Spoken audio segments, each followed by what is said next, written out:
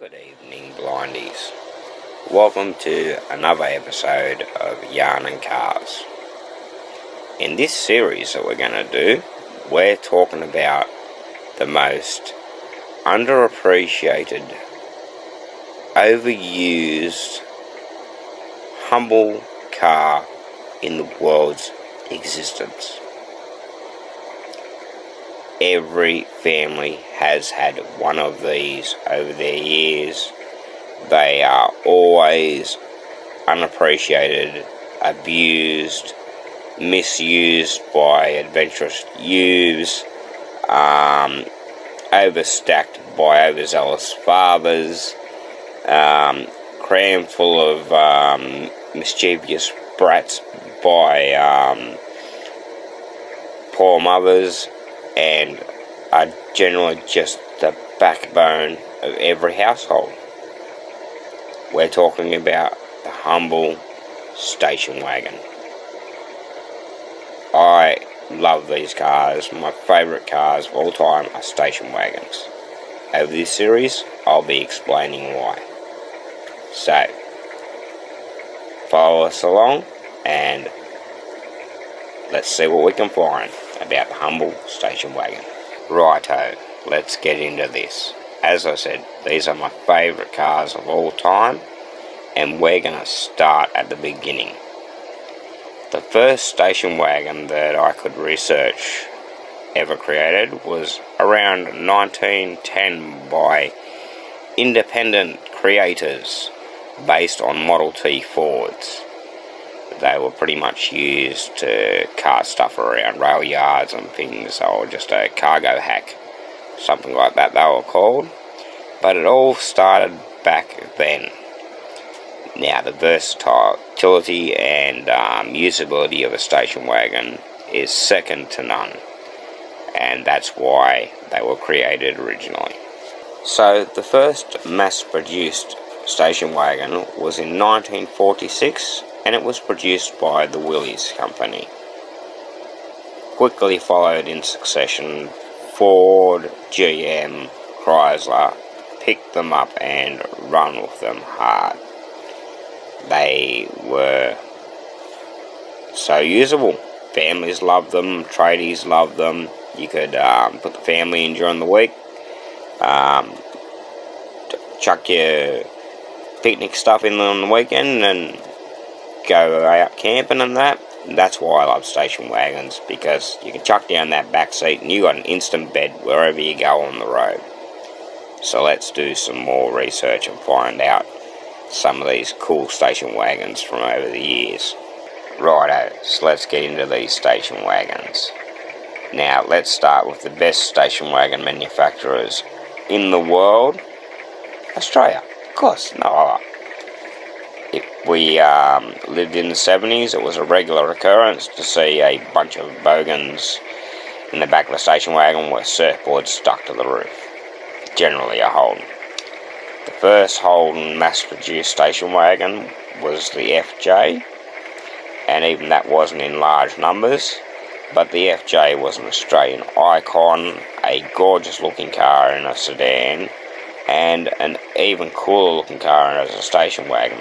I, for it personally, have seen them with my eyes before I lost my sight, so they were cool.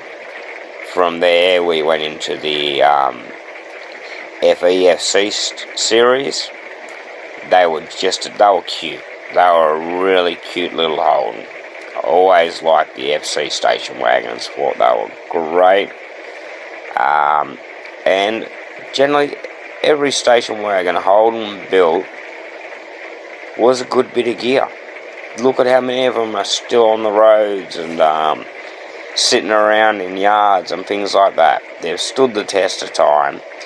The last Holden station wagon produced was a VF Commodore sports wagon. Them cars were sexy as, and if you park a old FJ next to a sports wagon, the curves of the roof, were they a coincidence or were they a homage to the original? Well, they were the only station wagon to have that style, same similar style roof. And I think if that's what Holden did, it was a fitting tribute to the mighty Holden station wagon. Stop recording button. In Australia, the mums had the run of the boards. If they wanted a station wagon, they could have it in any manufacturer they wanted. Ford, Holden, Chrysler, Toyota, Datsun. Back in the 70s and 80s, station wagons were the automotive world's bread and butter. You knew you were going to sell a station wagon because there'd be a family out there that needed it. Ford Australia has been pretty big with their station wagon production over the years. They used to import them in the way of Galaxies and things like that.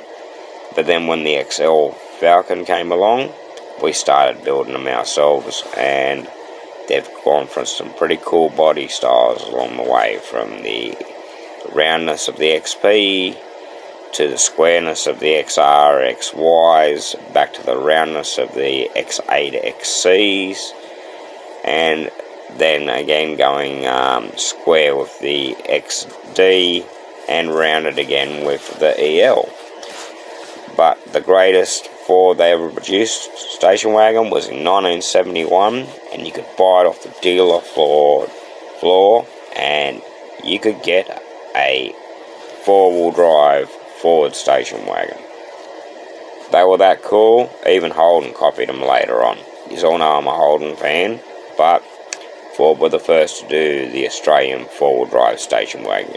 You could call it the first SUV. Chrysler Valiant had to get in on the station wagon action, and they built them for many years. Again, they were imported at the beginning, and rare examples still exist today and are treasured by their owners. But when it comes to our Australian built ones, they come from AP6s, Safari wagons, right up to the last CL big boats.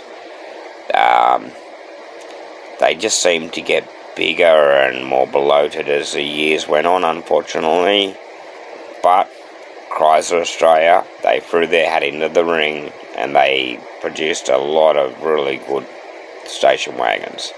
My favourite being an AP6 station wagon. Give me one with a 273 V8 push button auto. Nice. Okay, we've done our Australian station wagons from the big three. We know that the Chinese, they were big on their station wagons with the Datsuns and Mitsubishis and things like that. You could buy Minis, Vauxhalls. There were heaps of them. And being from over in the cloudy country, they were pretty solidly built old rigs. There are quite a few of them running around the great country of Australia, and it's always cool to see one out there. But there's been some great station wagons produced by the world over the years, and as I said at the start of this video, they're the backbone of a family. So here's to the humble station wagon, and may it proudly live on in automotive history. Well, where does this fascination for station wagons come for with me? When I was a boy, my dad bought a white HTHKHG station wagon, and he loved that car. When he first got it, I think it was just a 186. In the end, he put a V8 into it. I think it was a 307 Chev into it. It had a Premier front end. He painted it cyan blue, and it had these killer side pipes, like big side pipes like the AC Cobra used to run on a station wagon. US Racer mags, and at the time he was with the emergency fireys, and that rig used to get around New South Wales, barreling down the highways, putting out fires. And the rumble of that car They were the days when seatbelts weren't mandatory. I grew up in my really young days. We're talking from 3 to 6 in the back of this station wagon, having a ball with my brothers, playing with our cars, playing Spotto. So that's where my passion and infatuation with station wagons come from. I'm now going to hand this over to Scotty, and he's going to tell you what he can find out about the ones I've missed and what's his favourite. Thanks for tuning in to our combined Bogan Blokes Yarning Cars with Blind Garage, and I hope you enjoy and tune in for the next one.